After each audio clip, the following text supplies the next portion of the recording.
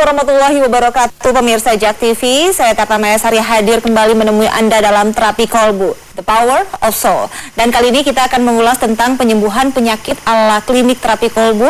Dan langsung saja Tata akan menyapa narasumber kita, yaitu ada Bapak Ustadz Sony Sutrisna selaku guru besar dari terapi kolbu. Assalamualaikum Pak Ustadz, apa kabarnya? Alhamdulillah baik. Waalaikumsalam warahmatullahi wabarakatuh. Ya. Dan juga ada Ibu Sukarni, mantan pasien dari klinik terapi kolbu. Ibu, selamat malam, apa kabar Ibu? Alhamdulillah Kak, sehat. Alhamdulillah sehat. Dan pemirsa, tema kita pada hari ini adalah Islam membawa kesembuhan, atau juga kita akan membahas mengenai ada apa di balik basmalah. Dan langsung saja, baik Pak Ustadz, ini kan kita akan membahas mengenai basmalahnya terlebih dahulu ya Pak Ustadz ya. Ini sebenarnya di balik ucapan basmalah atau kalimat basmalah ini sendiri ada apa ya Pak Ustadz? Ya, terima kasih ya. Saya pikir ini satu tema yang sengaja kita angkat pada malam hari ini. Dan saya pikir tema ini sangat baik. Selamat malam para pemirsa JAK TV yang dimuliakan oleh Allah dan berbahagia. Para pemirsa JAK TV, pada malam yang berbahagia ini, sebelum kita tidur, mungkin alangkah baiknya kalau kita coba untuk merenung sedikit tentang tema kita pada malam hari ini, yaitu tentang basmalah. Mungkin banyak di antara kita, khususnya umat Islam, sering mendengar kata Bismillahirrahmanirrahim. Para pemirsa, Bismillahirrahmanirrahim terasa sangat mudah untuk diucapkan. Saya pikir semua orang, tidak perlu orang beragama pun bisa mengucapkan Bismillahirrahmanirrahim. Namun kalau kita coba perhatikan para pemirsa, Bismillahirrahmanirrahim seperti apa yang diharapkan dan saya pikir diharapkan oleh kitab suci Al-Quran untuk bisa dikuasai oleh manusia, khususnya umat Islam. Para pemirsa, mari kita sama-sama perhatikan. Setiap surat di dalam kitab suci Al-Quran semuanya dibuka dengan Bismillahirrahmanirrahim, kecuali surat At-Taubah. Timbul pertanyaan sekarang, ini sebenarnya apa maksudnya? Kenapa kok setiap surat dibuka dengan Bismillahirrahmanirrahim? Padahal kalau kita tahu, Bismillahirrahmanirrahim artinya adalah dengan menyebut namamu yang maha pengasih lagi maha penyayang. Para pemirsa JAK TV yang berbahagia, kita semua tahu Asmaul Husna ada 99. Di sana ada maha besar, di sana ada maha agung, di sana ada maha suci, di sana ada macam-macam, ada maha kaya. Namun coba perhatikan, yang digunakan hanya dua, yaitu dengan namamu yang maha pengasih lagi maha penyayang. Jadi di sini ada maha pengasih dan ada maha penyayang. Dua ini yang diandalkan untuk sebagai syarat utama setiap umat Islam pada saat ingin membaca semua surat di dalam kitab suci Al-Quran kecuali surat At-Taubah. Nah, para pemirsa, ada apa ini? Maksudnya apa ini sebenarnya? Kenapa kok harus menggunakan maha pengasih, maha penyayang di setiap surat? Bahkan termasuk pada saat kita harus menggunakan surat An-Nas sekalipun. Perhatikan pada saat menggunakan surat An-Nas, pada saat kita menggunakan surat Falak, semuanya menggunakan dengan namamu yang maha pengasih lagi maha penyayang. Para pemirsa JAK TV, karena itu tadi di awal penjelasan saya katakan, mengucapkan Bismillahirrahmanirrahim semua orang bisa. Namun Bismillahirrahmanirrahim seperti apa yang diharapkan dikuasai oleh manusia, khususnya umat Islam di dalam kehidupan ini, khususnya pada saat membaca kitab suci Al-Quran? Ternyata para pemirsa, Bismillahirrahmanirrahim yang diharapkan dikuasai oleh umat Islam ini adalah Bismillahirrahmanirrahim yang keluar dari hati si pengucapnya, yang tanpa direkayasa, yang betul-betul dia keluar dengan sendirinya. Mungkin yang sering kita kenal dengan sebutan inner beauty, satu kecantikan yang keluar dari dalam. Nah, ini bagaimana agar supaya inner beauty atau kecantikan yang keluar dari dalam ini bisa terjadi pada diri manusia? Ternyata para pemirsa, benar apa yang dianjurkan oleh Rasulullah, bahwa setelah perang Badar ini ada perang yang lebih besar, yaitu perang melawan hawa nafsu. Perang melawan hawa nafsu itu sama saja dengan perang melawan kotoran-kotoran hati. Perang melawan iri, perang melawan dengki, perang melawan pusaka, perang melawan sombong. Nah, ternyata pada saat manusia tersebut, dia memiliki sebuah komitmen jangka panjang sepanjang usianya untuk perang melawan dirinya sendiri dalam rangka membersihkan hatinya, maka tanpa dia sadari, inner beauty akan keluar pada hatinya tersebut. Nah, inner beauty atau basmalah yang keluar pada hatinya tersebut hasil perjuangan untuk membersihkan hatinya terhadap kotoran-kotoran hatinya sendiri. Itulah yang disebut basmalah. Nah, basmalah seperti itulah yang harus dibawa pada saat kita membaca atau mensikapi setiap surat dalam kitab suci Al-Quran. Baik Pak Ustadz, ini selain kita memang menyebutkan basmalah di saat kita membaca surat-surat atau ayat-ayat Al-Quran ya Pak Ustadz, ini dalam setiap tingkah laku manusia pun juga kita harus sebelum minum kita mengucapkan Bismillahirrahmanirrahim ya, atau basmalah itu sendiri. Nah, selain itu sebenarnya selain kita menyebutkan basmalah ini sebagai Maha Pengasih lagi Maha Penyayang, ini sebenarnya ada tujuannya lain nggak sih Pak Ustadz dari ucapan basmalah dalam perilaku manusia sehari-hari? Ya, saya pikir ini satu pertanyaan yang sangat baik sekali ya dari Mbak Tetra. Para pemirsa, tadi telah ditanyakan oleh host kita bahwa sebenarnya ada motif apa di balik kok setiap kali kita melakukan tindakan kita selalu mengucapkan Bismillahirrahmanirrahim. Mau makan Bismillahirrahmanirrahim, mau minum Bismillahirrahmanirrahim, mau kemanapun kita mengucapkan Bismillahirrahmanirahim. Sebenarnya ini adalah merupakan suatu kebiasaan yang sangat baik. Suatu kebiasaan yang sangat baik untuk selalu dilatih bismillah kita, untuk selalu kita diingatkan di dalam setiap sepak terjang kita harus menggunakan tadi kasih sayang kita. Jadi seperti kita mau minum, kita diingatkan bahwa hidup ini dari mulai mata kita melek sampai nanti pada waktu malam ini sebentar lagi kita menjelang tidur, hidup kita ini harus dipenuhi dengan cinta kasih. Hidup kita ini harus dipenuhi dengan kasih sayang. Jangankan kepada manusia, kepada minuman saja benda mati kita harus kasih sayang. Kepada hewan kita harus kasih sayang. Kepada setiap kita mau bergerak kita harus kasih sayang. Sebab kenapa? Karena Allah berkata begini, sesungguhnya tiada daya dan upaya selain daripada kekuatanku. Nah, inilah para pemirsa bahwa alam jagat raya ini semuanya dikatakan bahwa kemana saja kau hadapkan wajahmu, di sana kau akan menjumpaiku. Nah, inilah merupakan suatu kebiasaan baik di mana pada saat kita mau minum, mau makan, mau melakukan seluruh aktivitas, kita harus tetap mendahulukan kasih sayang. Saya pikir demikian. Baik Pak Ustadz, nanti kita mesti akan melanjutkan lagi ya Pak Ustadz ya. Ya pemirsa, jangan beranjak dari tempat Anda karena terapi kolbu akan segera kembali.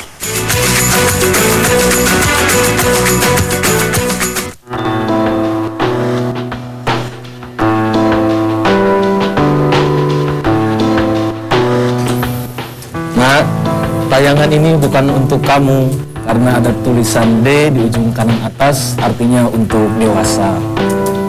Tidak semua tayangan di televisi cocok untuk anak. Pastikan mereka menonton tayangan sesuai dengan umurnya. Jadilah pemirsa yang cerdas.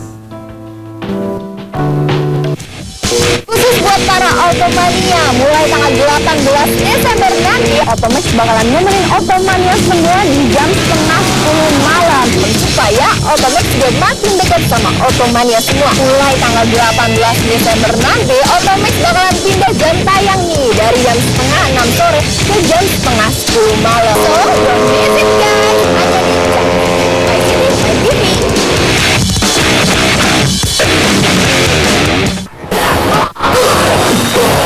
Jak musik Jakarta Muda Gresik.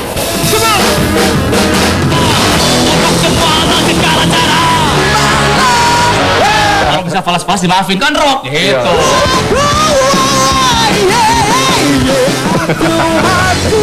Jak musik Jakarta Muda dan Berisik bersama Jimmy Multas dan Berisik. Saja.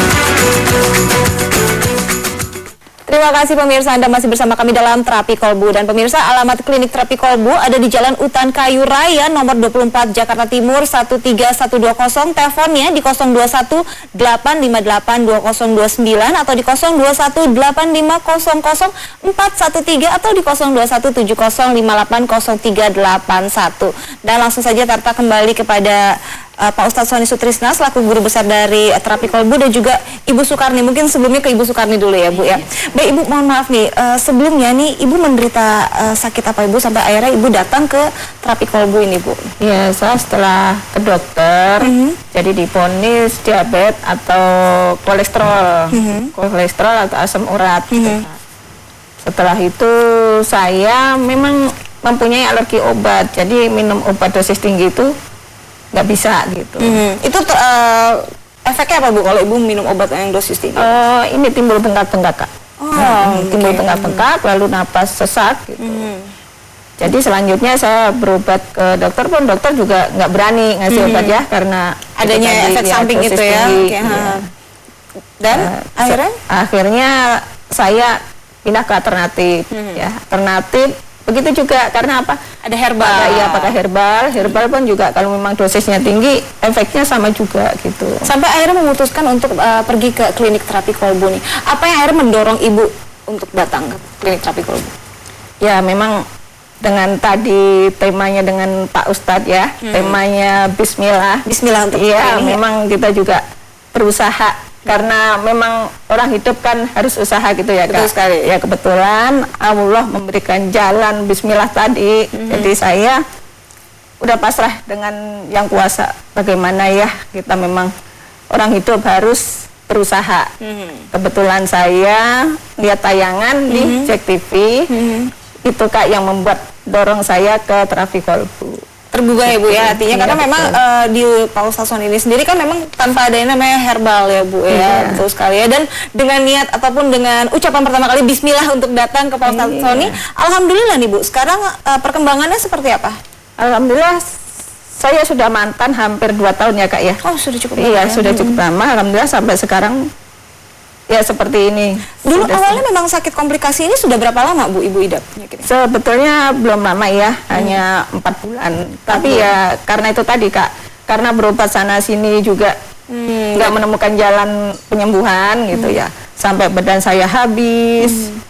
Jadi malah tambah gimana ya, sudah divonis diabetes, kolesterol tinggi, nanti larinya akhirnya ke stroke, ke jantung. Jadi semakin mikir gitu. Baik, kepada Ustadz Sony ini kan Ibu Sukarni dengan Bismillah datang ke Terapi Kolbu nih. Ini memang begitu pertama kali Ibu Sukarni ini datang, apa yang Pak Ustadz Sony lihat dari diagnosa awalnya? Iya, begini ya. Setahu saya kan manusia sakit ini sebab 3 hal. Dia sakit karena dia mungkin sedang dicoba. Dia sakit mungkin karena mungkin dia sedang diazab karena mungkin ada perbuatan dosanya. Atau mungkin karena memang sedang dekat dengan ajalnya. Jadi ada 3 hal yang mengakibatkan sakit. Nah, Ibu Sukarni ini mungkin mengalami salah satu dari 3 tadi. Karena itu saya selalu berpikiran bahwa yang bisa memberikan kesembuhan kepada seseorang itu hanya Allah. Manusia tidak bisa apa-apa, saya tidak bisa apa-apa ya. Yang bisa memberikan kesembuhan hanya Allah. Nah, pada saat beliau datang dengan Bismillah, dengan cinta kasih tadi, kita coba lakukan deteksi di daerah kepalanya, kita lakukan deteksi ya, kita coba lihat, terus kemudian kita turunkan ketegangan di daerah kepala. Nah, alhamdulillah diijabah oleh Allah ya, sehingga Ibu sekarang bisa bersama kita untuk bisa memberikan kesaksian buat para pemirsa di rumah pada malam hari ini. Namun dari kejadian Ibu Sukarni ini kita bisa ambil hikmah bahwa ternyata para pemirsa di sini terlihat sekali bahwa memang benar Allah itu Maha Pengasih lagi Maha Penyayang. Ya. Memang benar bahwa Allah itu sangat Maha Mengabulkan. Nah, memang benar apa yang dikatakan oleh Allah di dalam kitab suci, bahwa apabila segumpal daging atau hati itu baik, maka baiklah semuanya. Nah, Allah juga berkata kepada Rasulullah, katakan ya Muhammad, bahwa sesungguhnya aku ini sangat dekat, aku lebih dekat dari urat leher. Para pemirsa, Dari sini kita bisa melihat bahwa apa yang dikatakan oleh Allah ini mutlak dan memang sangat benar. Dan bisa dibuktikan dengan hadirnya ibu untuk memberikan kesaksian bagi kita semua. Bahwa ternyata Allah itu sangat maha pengasih, Allah itu siap membantu dan menolong kita.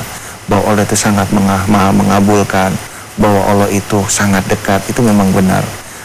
Para pemirsa, di dalam kita melakukan terapi pengobatan, khususnya di terapi kolbu, di sana kita tidak menggunakan bacaan-bacaan, menggunakan bahasa-bahasa tertentu, atau suara dikeras-keraskan, atau kita menggunakan zikir, atau kita menggunakan jamu atau herbal, atau kita minta tolong pada jin-jin. Tidak ada itu semua di sana.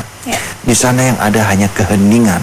Sebab kita menyadari bahwa yang bisa memberikan kesembuhan kepada manusia hanya Allah. Nah, pada saat kita menggetarkan basmalah, pada saat kita menggetarkan energi basmalah, seperti yang tadi saya jelaskan di dalam penjelasan kita di awal tadi, ternyata luar biasa. Luar biasa sekali. Dan inilah buktinya ibu sekali.